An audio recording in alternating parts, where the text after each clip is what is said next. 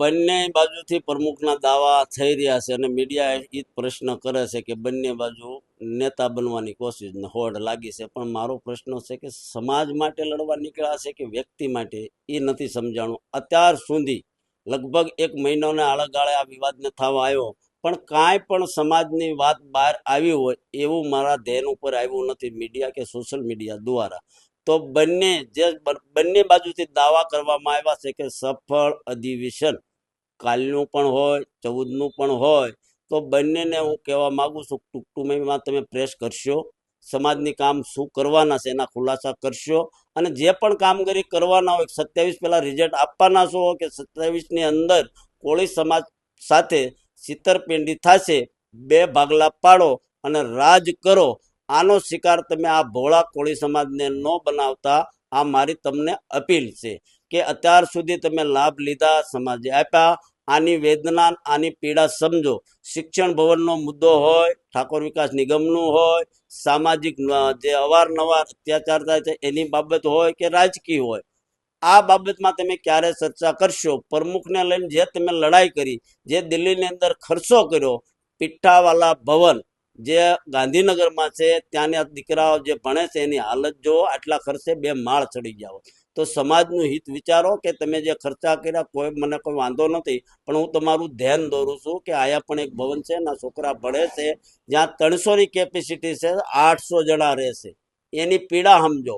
મારી વેદના છે સમાજને લઈને, કોને સારું થવું એના માટે નથી, કોઈ પાર્ટી માટે સારું બતાવવા માટેના મારા અધિવેશન કે હું બોલતો નથી.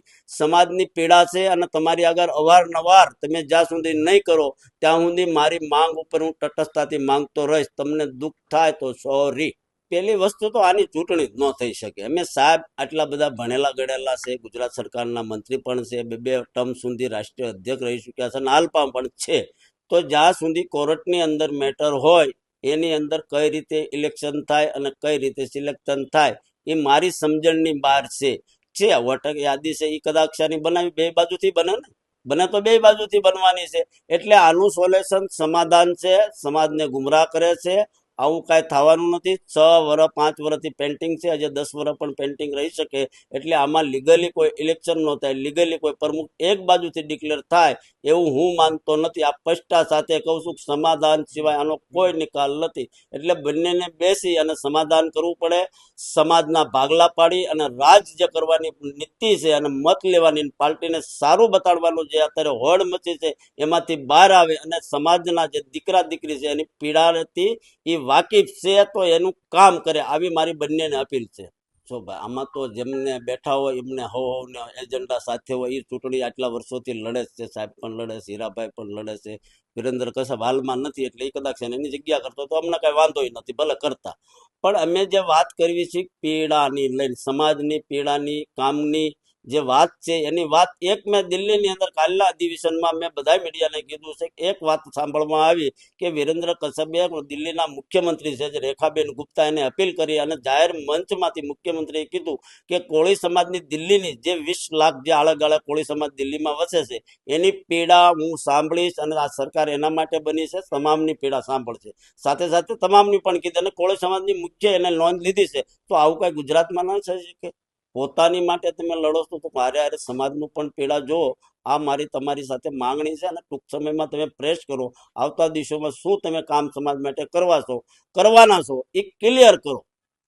ક્લિયર જી. આ તો વર્ષોથી બધી ચાલી આવ્યું છે કામ. રાજકીય માણસો હોય એ તો રાજકારણ કરતા હોય, કોઈ વાંધોય નથી સમાજને, પણ સમાજની પીડા એ છે એ રાજકારણ કરે એનો કોઈ વાંધો નથી. કે હીરાભાઈ હોય કે બાવળિયા સાહેબ હોય કે વિરેન્દ્ર, અમે કોઈના દુશ્મનો નથી. અમે જે સમાજની પીડા છે, જમીન ઉપર રખડવી છે, ગામડે જાવી છે, અમને દેખાય છે એ બોલવી છે.